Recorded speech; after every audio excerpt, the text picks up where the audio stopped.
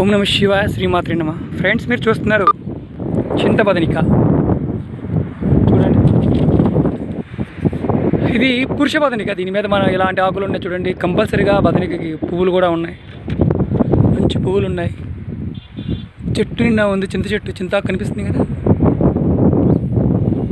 చింత బదనిక. ఈ చెట్టు మొత్తం ఉందండి, చింత చెట్టు. ఇది చాలా శ్రేష్టమైనది చెట్టు, కూడా చాలా ఏజ్ ఉన్న చెట్టు అండి. ఇది మనకి చూడండి, దుంపలుగా ఉన్నాయి. ఈ చెట్టు మీద చాలా ఎక్కువగా ఉంది. ఇది లక్ష్మీకారకం. ఇది ఎప్పుడైనా సేకరించాలి. ఎప్పుడు సేకరించాలి మీకు చెప్తాను నేను. కరెక్ట్గా టైం స్వీకరించండి. మన ఇది నదీ పరివాహక ప్రాంతాల్లోనూ కొండ ప్రాంతాల్లో చాలా విరివిరిగా ఉంటుంది. నేను చూడండి కొండ ప్రాంతంలో ఉన్నాను, కనిపిస్తుంది కదా. ఇది ఎప్పుడు సేకరించాలి, సేకరిస్తే లాభం ఏంటి? ఇది చాలామంది అడిగారు నన్ను. బదనికల పాయింట్ ఆఫ్ వ్యూలో శ్రీనివాస్ గారు మీరు చెప్తున్నారు అంటే పురుష బదనిక, స్త్రీ బదనిక అంటున్నారు. ఈ బదనిక పాయింట్ ఆఫ్ వ్యూలో ఏమన్నా మనకి విషయాలు తెలుస్తాయా అంటే ఏంటి, ఎలా చేస్తే మంచి ఉపయోగపడుతుంది అనే విషయం తెలియడం. అంటే ఎలా చేస్తే ఉపయోగపడతారు, మనకి ఉపయోగపడుతుంది బదనిక అనే విషయం.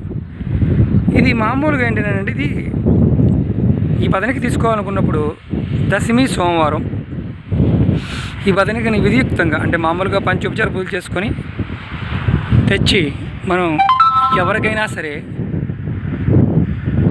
తాకిస్తే ఆ వ్యక్తి ఆకర్షితుడవుతాడని తంత్రంలో చెప్పడం జరిగింది. అలాగే లక్ష్మీకారకమైన బదనిక. మీకు లక్ష్మీకారకం అంటే చెప్తానండి. లక్ష్మీకారకం అంటే ఏంటో కూడా చెప్తాను. పుష్యమి నక్షత్రం ఆదివారం ఈ బదనిక సేకరించాలి.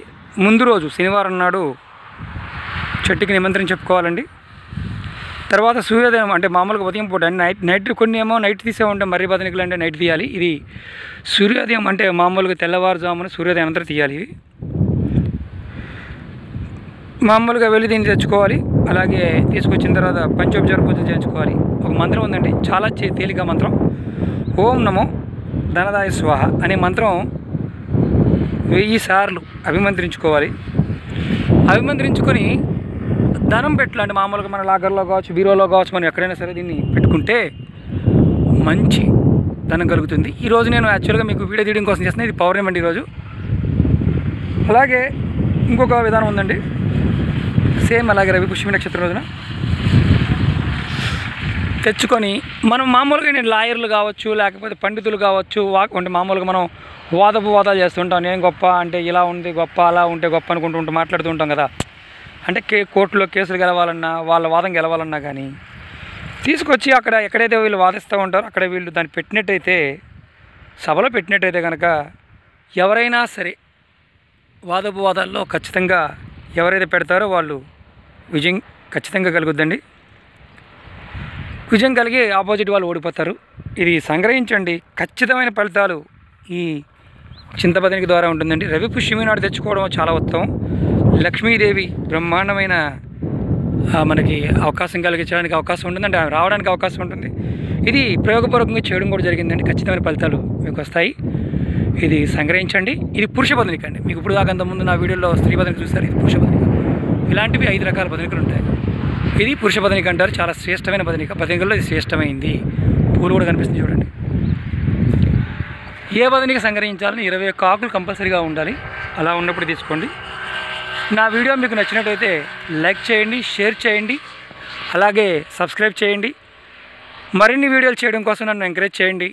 నేను ఇలాంటి దైవశక్తులు ఉన్న బదనికలు, చెట్లు వాటి గురించి వివరిస్తాను. చాలా ఉన్నాయండి చెప్పాల్సినవి, కానీ సమయాభావం వల్ల నాకు కుదరటం లేదు. నేను ఖచ్చితంగా మంచి వీడియోలు చేస్తాను. చెట్లు, రాళ్ళు, అలాగే దైవ సంబంధి వస్తువుల గురించి కూడా నేను చెప్తాను. చాలా బదనికలు ఉన్నాయి మనకి. ఇంకా చాలా చెట్ల మీద ఉన్నాయండి. ఇవన్నీ కూడా చేస్తూ ఉంటాను, ఒకటి కూడా చేస్తుంటాను. నన్ను ఎంకరేజ్ చేయండి. ఓం నమ శివాయ శ్రీమాత్రే నమ.